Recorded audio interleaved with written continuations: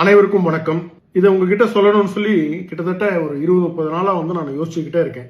சொல்லணும்னு நினைப்பேன், அப்புறம் ஏதோ ஒரு காரணத்துக்காக சரி பிறகு சொல்லிக்கலாம் அப்படின்னு நினைப்பேன். ஏன்னா அரசியல்ல ஒரு விஷயம் உண்மை பேசணும் அப்படின்னா தைரியம் ரொம்ப தேவை. பட் இது இந்த சூழ்நிலையில பேசினா நல்லா இருக்கும்னு நான் நினைக்கிறேன். இன்னைக்கு கரூர்ல சிஎம் விஜய் அவர்கள் யாருமே ₹1 கூட லஞ்சம் கொடுக்காதீங்க, அப்படி கொடுத்தா அப்படி யாராவது கேட்டாங்கன்னா இது எங்களுடைய ஆட்சி, இது விஜயனுடைய ஆட்சி, விஜயனுடைய ஆட்சி, எங்க அண்ணனுடைய ஆட்சி அப்படின்னு நீங்க சொல்லுங்க, தைரியமா சொல்லுங்கன்னு சொல்லியிருக்காரு. ஸோ இந்த நேரத்தில் சொன்னா நல்லா இருக்கும்னு நினைக்கிறேன்.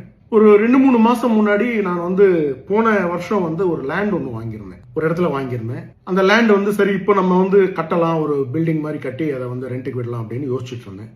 ஸோ அதுக்கு அப்ரூவல் கொடுத்தேன். இந்த பில்டிங் அப்ரூவல்லாம் கொடுக்கும் பொழுது அந்த அந்த நடுவில் இவங்களாம் இருப்பாங்க இல்லையா, அந்த பண்ணி கொடுக்குறவங்களாம் இருப்பாங்கல்ல, அவங்கெல்லாம் சொன்னது இந்த மாதிரி சார் நீங்கள் அஃபிஷியலாக ₹3.5 லட்சம் கட்டணும், அன்அஃபிஷியலாக ஒரு ₹3 லட்சம், ₹3.5 லட்சம், ₹4 லட்சம் ஆகும் சார் அப்படின்னா.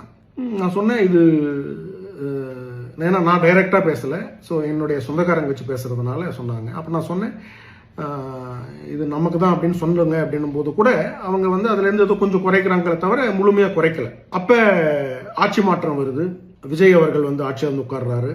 அவர் உங்களுக்கு எல்லாரும் தெரியும், ஊழலுக்கு எதிர்த்து ரொம்ப கடுமையா ஒரு வார் டிக்ளேர் பண்ணியிருக்காரு. Very happy. நான் கூட யோசிச்சேன் இதெல்லாம் சும்மா சொல்றாரு போல இருக்கு, இது என்ன பெருசா நடந்துற போகுது அப்படின்னு நான் யோசிக்கிறேன். நீங்க நம்ப மாட்டீங்க, நான் என்கிட்ட கேட்ட அந்த ₹4 லட்சம் ₹1 கூட இவர் ஆட்சிக்கு வந்த பிறகு அவங்க கேட்கல. அந்த அளவுக்கு ஒரு பயம், ஊழல்னாவே சொல்றதுக்கு கேட்கறதுக்கே ஒரு பயம் கீழே உருவாயிருக்கு. இது ஒரு நல்ல விஷயம் நினைக்கிறேன். எப்பவுமே நான் சொல்றேன், அரசியல்ல யாராவது நல்லது செஞ்சாங்கன்னா பாராட்டுறதை கத்துக்குங்க, அப்பதான் நிறைய நல்ல விஷயங்களை செய்யறதுக்கு முன் வருவாங்க. குற்றங்கள் நடந்துகிட்டு இருக்கு, இது விஷயம் நடக்குது, ட்ரக்ஸ் இருக்கு, அது இருக்கு, இது அதெல்லாம் நம்ம பேசணும், அதெல்லாம் நான் இல்லைன்னு சொல்லல. உமன் சேஃப்டி அதெல்லாம் பேசணும். பட் ஒரு விஷயம் நல்லது நடக்குது அப்படின்னா அந்த விஷயத்த சொன்னாதான் நம்மள எதிர்கட்சியில இருக்கக்கூடியவங்களே கூட நம்மள பாராட்டுறாங்க அப்படின்னு சொல்லி இன்னும் நிறைய விஷயங்கள் செய்வாங்க. அதனால இது என்னுடைய தனிப்பட்ட ஒரு விஷயம். இது நான் யாருக்கிட்டையும் நான் பர்மிஷன் வாங்கல, யார்கிட்டையும் அப்ரூவல் வாங்கல. பட் என் மனசுல இருந்தது, சொல்லணும்னு தோணுச்சு, அதனால நான் சொல்றேன். அதனால உண்மையிலேயே சொல்றேன், இத விஜய் அவர்கள் பார்த்தாங்கன்னா, முதல்வர் அவர்கள் பார்த்தாங்கன்னா ரொம்ப அருமையா பண்ணிருக்கீங்க. மக்கள் கிட்ட ஒரு எழுச்சியை நீங்க உருவாக்கி இருக்கீங்க. அதே போல ஆபீசர்ஸ் கிட்ட ஒரு பயம் வந்திருக்கு.